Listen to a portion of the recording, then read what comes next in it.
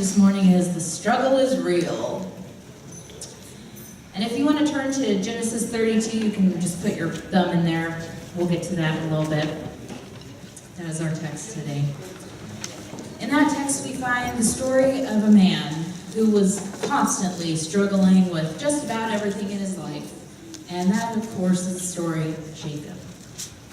So let's talk about a little bit of the story leading up to the text we're actually going to read. Because Jacob was that person that did what so many of us also do. He had a blessing on his life, something that had been already promised to him, but he constantly had to take matters into his own hands, because who does it better than yourself? Now Jacob was a twin. He had an older brother, his name was Esau, and the Bible tells us that even in the womb, the two wrestled with each other. And Rebecca, where's Hannah? She's not here today. No, She's out there? I don't know how she did that. One was enough in there. So it says that they would struggle inside of her, and she asked the Lord, Rebecca did, their mother, why is this going on? Why is this happening? And the Lord says to her, there are two nations in your womb, and one is stronger than the other. And the older will serve the younger. Now Jacob was the younger. So already, God had already promised a blessing on his life, but he had to do things his own way, right? That's what we do. So when they were born, it says that Esau came first. He was the first, the oldest. And Jacob came right after, and as he came out, he had his hand clasped around Esau's heel. So from that point on, he got this reputation as the heel grabber, the deceiver, the manipulator. And his life would pretty much fall into those terms. He was always trying to get that blessing, something that had already been promised to him. He had to take matters into his own hands. He had to struggle. So the first story we hear about him struggling after his birth is he wants Esau's birthright. Now Esau, being the eldest, was entitled to the birthright, and it was like a special inheritance. It was very important, but Jacob wanted that. So one day, Esau is out working. He comes in from a very hard day's work. He's like an outdoorsy man. He comes in and he's famished. He's so hungry. You know how it is, like when you're working out in the yard or doing whatever, you come in from a hard day's work and all you want is something to drink and something to eat so bad. Well, that's what happened to Esau. So Esau comes in, and Jacob is making a delicious stew. So Esau says, hey, Jacob, can I have some of that? And Jacob's like, yeah, but first you gotta promise me your birthright. You gotta swear it to me, give it to me. And Esau was apparently that hungry that he says, okay, you can have it. So Jacob takes Esau's birthright. The next thing that happens, well, Jacob already has Esau's birthright, but there's something else he wants. He wants the blessing that their father, Isaac, will give to Esau. So the Bible says that when Isaac, their father, was very old and his eyesight was very bad, he told Esau to go out, go hunt, bring me something back, prepare something very tasty for me, and then I will give you my blessing. Well, Rebecca hears all this, and Rebecca and Isaac, they play favorites. Rebecca's favorite is Jacob, and Isaac's favorite is Esau. So Rebecca hears all these things, and she runs to Jacob and she says, no, you are going to get the blessing. You are going to get it. So what I want you to do is go out and get some goats, bring them back to me. I'm going to prepare a tasty meal just the way your father likes it, and we're going to trick your dad into giving him the blessing that was meant for Esau. So Jacob goes and he gets the goat, and his mother makes a tasty meal. And Esau was a very hairy man. That's a bad affliction. So he's very hairy, and so Jacob had to be hairy in order to fool his dad into thinking that he was Esau. So they take the goat skin and they put it on his skin so that he will feel nice and hairy. So that's the first thing that they do. And then the next thing that they do is Rebecca goes and gets Esau's clothing and puts that on Jacob so that he'll smell that outdoorsy yummy smell. So Jacob dresses up like Esau, he smells like him, he feels like him. He goes in with the tasty meal that Rebekah had prepared for him, and Isaac eats it, and he's fooled, and he gives Jacob Esau's blessing. And at one point, Isaac even asked him point blank, "Are you my son? Are you Esau?" And he says, "Yes, I am. I am Esau." So Isaac gives the blessing to Jacob. And once again, he's the deceiver, he's the trickster, he's the manipulator, always trying to get ahead. Well, after this whole ruse, Esau is pretty ticked off. I would think I would be too. So he says, "Enough of this, I'm just going to kill the little brat." So he decides that he's going to kill him. And of course, Rebekah hears this again. And Rebekah tells Jacob to flee. "You got to get out of here because Esau's going to kill you." So Jacob packs up and he flees. And he flees to the house of his mother's father. And this is where he meets his match. He meets Laban. Laban is his uncle. Now Laban has two daughters, Leah and Rachel. Rachel was the younger, Leah was the older, and Jacob fell in love with Rachel. He wanted Rachel. So he makes his first deal with Laban. He says, "I'll give you 7 years of labor in exchange for Rachel." So Laban says, "Okay." So Jacob works for him for 7 years. And at the end of the 7 years, Laban throws this big feast for the wedding of Rachel and Jacob. Except that day, the bride wore a very heavy veil, and somebody else drank a little too much. And turns out that Laban actually gave Jacob Leah, the older sister. So Jacob's like, "What the heck? This isn't her. This isn't the one." So he makes another deal. For another 7 years of work, Laban will then give Jacob Rachel. So he works for him for another 7 years, and the deceiving and trickery and all that stuff continues between these two men for a while. Jacob's wages were unfair, but then Jacob was like breeding the flocks in a way that's an advantage for him and not for Laban, and they just keep going back and forth, wheeling and dealing. You know those kind of people. Until they just can't take it anymore. So Jacob's like, "I'm out of here." So Jacob picks up all of his stuff, his 2 wives, his maidservants, his sons, and he flees to the land of his father, where Esau is. So, on his way back to his father, there's another side story. Laban goes after him, all that kind of stuff. We're not going to talk about that. So on his way back, he hears that Esau is coming for him. And he's brought a few men with him. He's got 400 guys behind him. Now Jacob is a little terrified because last time that he saw his brother, he wanted to kill him. And now he's coming out here with 400 people. And this is the point where Jacob actually does something wise for once. Good job, Jacob. He prays first. He prays, and he asks God for protection against his brother, from his brother. And the next thing that he does was also very wise. He decides to butter up Esau a little bit, and he sends a whole bunch of gifts to Esau up on ahead of his party. And he says, the people taking the gifts, to make sure that you tell Esau, "This is from your servant Jacob." All this time, he's been the one trying to get ahead of Esau, and now he's saying, "I'm your servant." That's interesting. So then, he sends his 2 wives, his maidservants, his 11 sons, and all the rest of his possessions across the stream. And he's left all alone.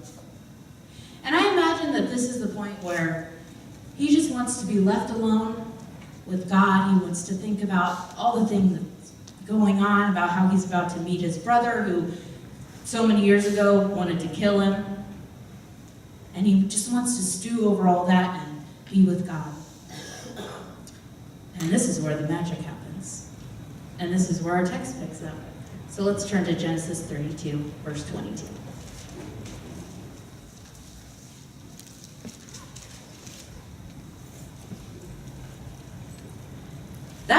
Jacob got up and took his 2 wives, his 2 maidservants, and his 11 sons, and crossed the ford of the Jabbok. After he had sent them across the stream, he sent over all his possessions. So Jacob was left alone. And a man wrestled him till daybreak. When the man saw that he could not overpower him, he touched the socket of Jacob's hip, so that his hip was wrenched as he wrestled with the man. Then the man said, "Let me go, for it is daybreak." But Jacob replied, "I will not let you go unless you bless me." The man asked him, "What is your name?" "Jacob," he answered. Then the man said, "Your name will no longer be Jacob, but Israel, because you have struggled with God and with men and have overcome." Jacob said, "Please tell me your name." But he replied, "Why do you ask my name?" Then he blessed him there. So Jacob called the place Peniel, saying, "It is because I saw God face to face, and yet my life was spared." The sun rose above him as he passed Peniel, and he was limping because of his hip. Therefore, to this day, the Israelites do not eat the tendon attached to the socket of the hip, because the socket of Jacob's hip was touched near the tendon. So Jacob is left all alone, and he begins wrestling with this guy. And it says that it goes until daybreak. And at that point, the man just touches Jacob's hip and dislocates it. That just makes my bones hurt really, really bad. And I think this is the point where Jacob realizes, I don't think I'm fighting an ordinary man. I think this is the point where he thinks, where he knows, I am struggling with God Almighty right now. He's struggling with God. And God says, "Let go, it's daybreak." But Jacob says, "I won't let you go until you bless me." And this is where the turning point, I think, is. Because God says to him, "What is your name?" Why would he need to ask him that? He knows his name. Why would he ask him that? I think when he says, "Tell me your name," he's saying, level with me. Be authentic with me. Be real with me. Tell me who it is that you really are. And he says, "Jacob." But it's not like as if we just met and I said, "Hi, I'm Stacy. What's your name?" It wasn't like that. He was saying, "I'm Jacob." He was coming clean. He was saying, "I'm the heel grabber. I'm the trickster. I'm the deceiver. I'm the manipulator. I'm the one always trying to get a blessing that you already promised me. But I have to try to manage you because I have to get it for myself." Remember all those years before with Isaac, he lied and he said, "I'm Esau. I'm Esau. Give me the blessing." But not anymore. He stands right there with God and he says, "I'm Jacob." And God replies, "You're not Jacob anymore. You're Israel, because you have struggled with God and with man, and you have overcome." Amen. God says to him, all those things, those were the things that you were. But I'm telling you all the things that you are now. Jacob spent nearly all of his life, what a waste, nearly all of his life, struggling with somebody, with Esau, with Laban, with God, and for stuff that he had already been promised. And I think that's what we do. Even if we don't realize it in one way or another, we struggle with God for things that he's already promised us. So how do we stop that struggling? How do we make it end? How do we stop trying to manage God?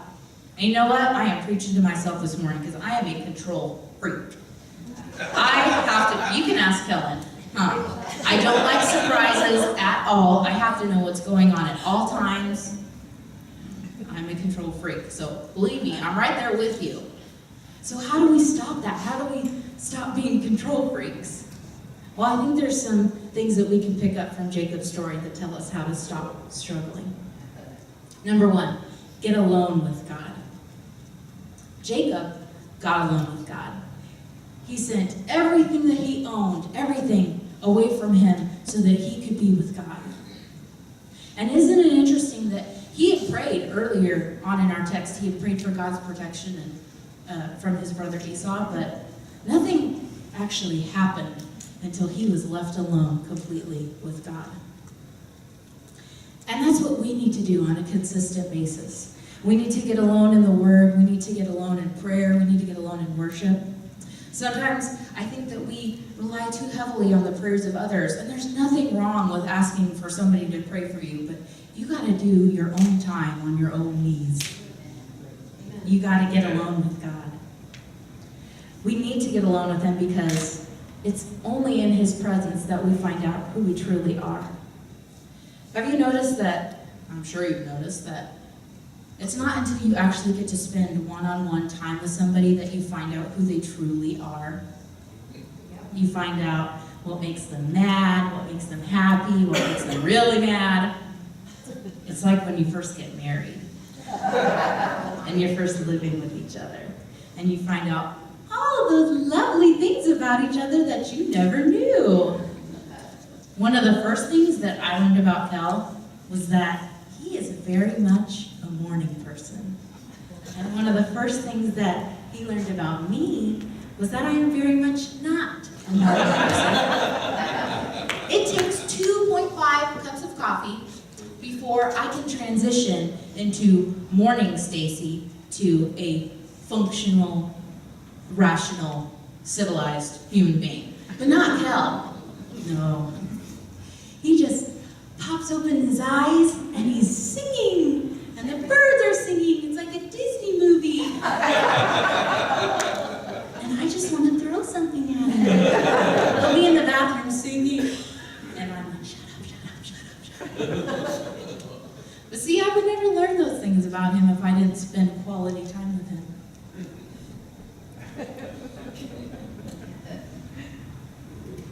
And it's so important to have that alone time with God, where you get away from all the craziness. Anybody else have a crazy life? Yeah. Where you get away from that craziness, and it's just you and Him in that time. That song, the last song that we sang today, was actually perfect. I'll follow you there to the place where we'll meet. Amen. And I'll lay down my pride as you search me again. Do you ever do that in your quiet time? Do you say, God, search me. Tell me what it is in my life that is not pleasing to you. Ooh, ouch. That's not easy. See, I'm cursed with a really good memory, and it seems that anytime I ask God that question, He just floods in all the memories from that week that every time I messed up or hurt somebody. Is that how it is for you? Because it is for me. But we need to do things like that because it brings attention to those things in our lives. It brings attention to the things that I really am. Not the things that you think I am, but the things that God thinks about me. See, Jacob was left alone with God. And when he finally answered that question truthfully. What is your name? I am Jacob. I'm the deceiver. I'm the trickster. I'm the manipulator. And that leads me to my second point. Be real with God.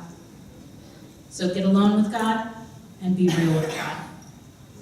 Jacob was finally real with God. He was finally authentic with Him.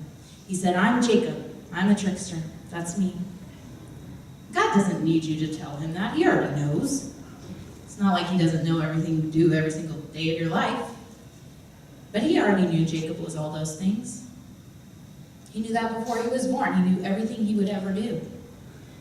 But it was the fact that Jacob finally owned up to it all. Because in His presence, we discover who we truly are. And it's about being authentic, and it's about being real. It's about being real about the things in our lives that God doesn't really like in us, and that we don't really like in us. And it's hard to own up to that kind of stuff, isn't it? It's hard enough to own up to your peers about something that you've done wrong, let alone God. My mom watches Bella every day while we're at work, and when I pick her up, I usually ask her all about her day. I say, what did you eat? What did you do? What did you play with? What did you watch? What did you build in the dirt outside? And then I ask her the tough questions, like, did you take a nap? Were you a good girl? Did you hit grandma? And she doesn't do it so much anymore, but I used to ask her, did you take a nap today? And she would say, yes. But let's not ask grandma if I did. It's hard to own up to stuff like that. We don't like realizing that there's ickiness in our life. But it's in those moments that we get alone with God that He begins to reveal those things to us. And we say, oh, I don't really like that about myself. I think that needs to change. Which is my third point. Be changed by God. Be alone with God. Be real with God. Be changed by God. Jacob wrestled with God, and he was forever changed. And see, it wasn't just a name change. It was everything that changed. There's a great Switchfoot lyric that says, I wrestled the angel for more than a name. He wrestled him for so much more than a name. It was him that changed. He got alone with God. He was real with God. And in turn, that made a major change in his life. All of his life, Jacob was the one trying to manipulate everyone around him. Esau, Laban, and even God, because he thought that he could manage God. But in the end, he discovered he was up against a God that he just could not manage. It says he wrestled with God all night long, and in the end, all God had to do was touch his hip and dislocate it, and that was it. End of the match. Game over. And Jacob knew at that point he could not win. He couldn't win. And we come to those times in our life as well, don't we? Where we realize that we can't manage God. We can't control Him. Remember, full disclosure, that's hard for me. I'm a control freak. I want to be the manager. But we realize that we can't make things happen exactly how we want them to and when we want them to. But it's hard for us to understand that because we want so badly to just take things and fix them and just do them ourselves. If you want something done, you got to do it yourself. Oh, that's one of my biggest mottos. But it's not a good one to have. We want to have control, and we want to know the hows, and we want to know the whys. And why do we want to know the whys? Because life is ridiculous. It's absurd. Good people that we love, they died. And babies are born with horrible diseases, and there's natural disasters that kill thousands of people, and we don't understand why, and all we want to know is why. The struggle is real. But at the end of the day, He's God. He's in control. And His ways are mysterious, but God works in mysterious ways. Sometimes we don't understand it at all, but He is in control. He takes care of us. Just like Sherry's message from Mother's Day, if He cares so much about the birds, how much more does He care about you? Amen. He cares about you. You don't have to struggle over that. You don't have to struggle with Him over that because He cares about you. That's a promise that He's already made to you. He will supply all of your needs. Let me tell you something. He will give you something, whatever it is that you need, He will give it to you exactly when you need it. And sometimes that's not really the timeline or how you thought it was going to be done. You'd rather tell Him what to do, but His plans for you are good. And He'll give you whatever you need right when you need it. Let me tell you a little story. Kellen has been at his job now for almost 2 years. And when he started with this new company, he actually got a work van. So we no longer really needed a second car. So we have our white car and then we have a Honda. And we pretty much let that thing go because nobody was driving it. So it had been in like a little minor crash, and it needed all new tires and alignments and needed a new battery, and it just wasn't worth it at all. I'm like, why am I paying insurance on a car I don't drive? So put it on non-op, and I took it off my insurance, bye-bye Honda, and it sat in our garage. Well, I think towards the beginning of this year, we found out that Kellen was actually going to have to loan his vehicle out to somebody else at his company that needed it because that person's car was about to break down. And Kellen had actually been put on a huge project that he's been doing just at one property for like 7 or 8 months. So he wasn't going to need it, but we needed it. And that came up, and we were like, oh my gosh, what are we going to do? We don't have the money to put into this car to get it back up and running so that Kel can use it for work. What are we going to do? What are we going to do? So we worried for like a week, because that's what we do. We like to worry. And nothing ever came of it. They never really said anything else, and that was the end of it. So we just thought, okay, well, we'll cross that bridge when we come to it, if we ever do come to it. But for now on, just leave the Honda be. So now at my work, about the past year and a half or so, my company has gone through 3 reorgs. And in the first reorganization, I was actually moved to another department. And I wasn't really happy there, but you know what? It's a job, and I'm not going to complain. So I stayed there. And then the next reorg happened, and the person that had actually come in to take my old job, he was having a little problems catching up. So I stayed in my new position, but I also took on half of my old position. I took that back. And so I had all this more responsibility and no raise. But you know what? It's a job, so I'm going to stay there. And then we get a little further down the line, and we get a new production director. So I take him aside and I talk to him. I just say, you know, I'm not really happy where I am. Can you move me? He says, absolutely. I'll put you wherever you want to go. So he brings me back sort of into my old position. So I take all of my old position, I take a little bit of the second position with me back down, and I also, on top of that, have a whole bunch of other stuff that he's just assigned for me, also with no raise. But I was happy because I was back doing what I really, really loved, so whatever.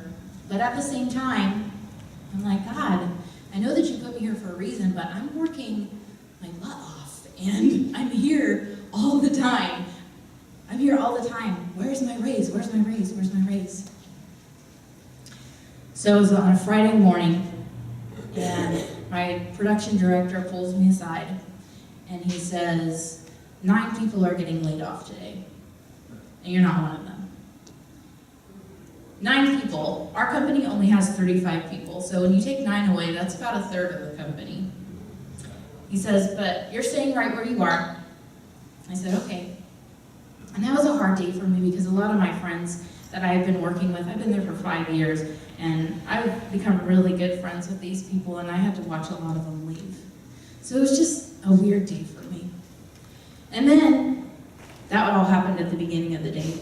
At the end of the day, my production director pulls me in again. I'm like, oh no, what's going on now? And he says to me, I get to give you some good news today. You're getting a raise. Yes. So I got that raise. Guess what happened on Monday? That was on Friday. Guess what happened on Monday? Oh, the van going bye-bye. God will give you exactly what you need. Amen. Exactly. Amen. When you need it. God has a plan. He's going to take care of you. And you don't have to struggle with him in that. You don't have to struggle for that promise. He's already made it to you. There's one other thing I want to point out in our text. After God touches Jacob's thigh and weakens him, he no longer fights because he knows that he can't win the fight. Instead, he just holds on to God. He just holds on to him because he says, let me go. It's daybreak. He was holding on to him. He realizes that he can't win the fight, so he clings onto him for a blessing. And God blessed him. He did bless Jacob in that time. But he also left him with a handicap. It says that Jacob limped away. And at the time, I'm sure that Jacob didn't think that was a blessing, but I'm convinced that that was a blessing. Because for the rest of his life, for the rest of Jacob's life, he would remember that he could not lean on his own strength. that from that point on, it was with God or it was nothing. Amen. Jacob was surrendered, and he was changed. I love the analogy that Bob Kilpatrick used last week for surrender. It's not that we're like a marionette puppet, and we say, okay, we're surrendered, and God just moves you like a little puppet. He said, surrender is supposed to be like a dance, because you're always either fighting with God or you're dancing with him. And when he said that, a waltz came to my mind, a ballroom waltz. So elegant. But for that to happen and for it to look pretty, you have to have two people that are active, that are breathing, that are not being puppeted around, but two people who are active and cooperating. That is what surrender is. In order for us to have that kind of surrender, we have to allow ourselves to be changed by God.